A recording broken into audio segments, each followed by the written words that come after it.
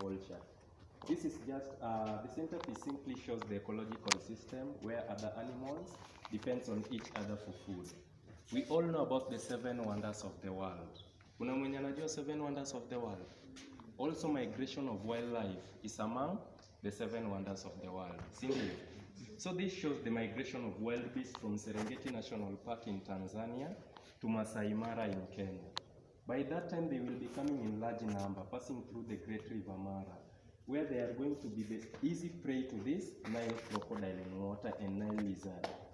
Due to that large number of these wild beasts, some will survive to the land, where they will be attacked by angry lions. Lions will just pick some part of the body, leaving the carcasses behind. Carcasses is the remaining of this wild beast, which will be swept by scavengers such as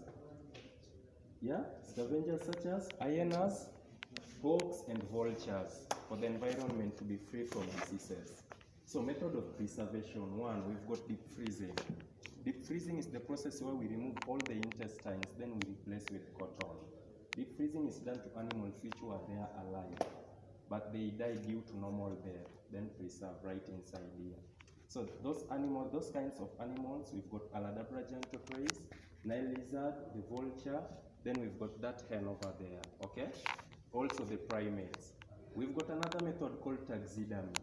Taxidermy is the process where we mold, then we mount an animal skin on top, like these ones. Unaona hata hii imekuwa molded. So animal skin ndio ni real. Hata mwenye ako king will find out kuna stitches. Wameshona tu animal skin juu. Sawa sawa.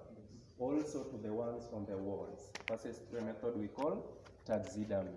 So any question within the main gallery? Kuna swali? So wenye wakumaliza kupiga picha, tuendelee kupiga picha then